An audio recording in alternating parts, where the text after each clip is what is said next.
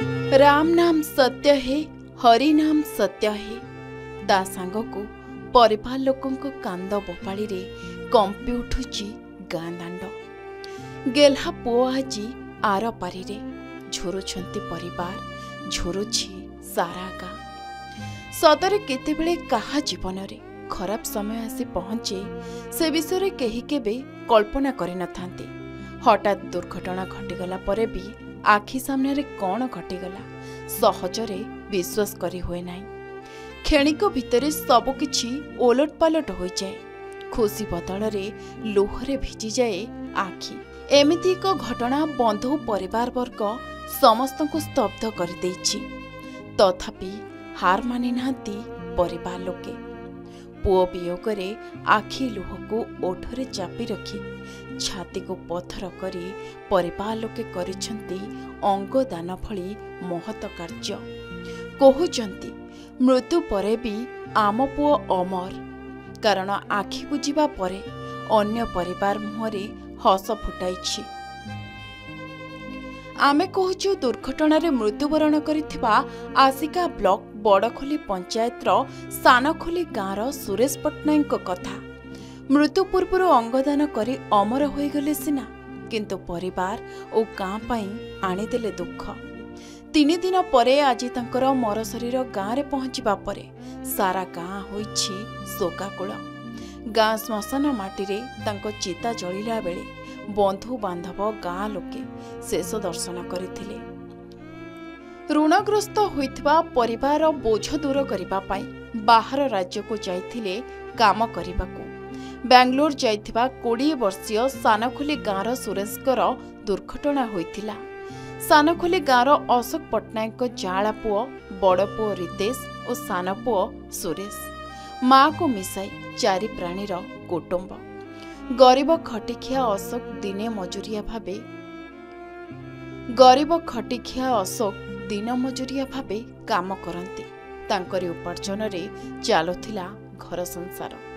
2 पुओ बड़ हेबा सांगकू सेमानक पाठ पढ़ा और घर खर्च चलाइबा अशोकंक पाई कष्टकर होई पड़िथिला।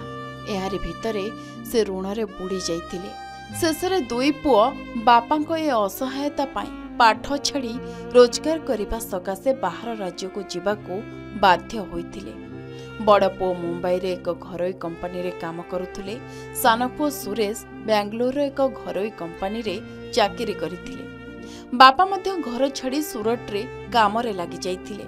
किंतु बड़ दुखर कथा, एही परिवार उपरे विपदर कला बादल घोटी आसिला।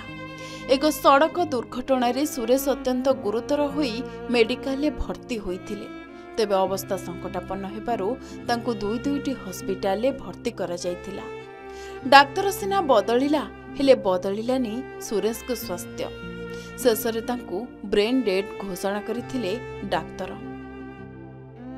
से बेंगलोर समास तले जाइथिला काम करिया पे।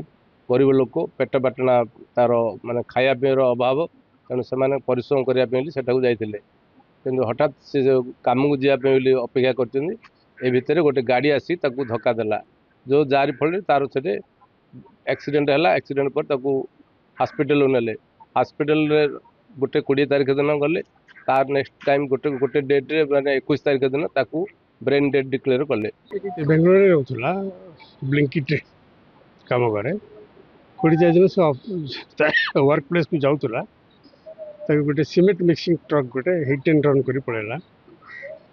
पर धरले तापर से तो सीरीयस होगा।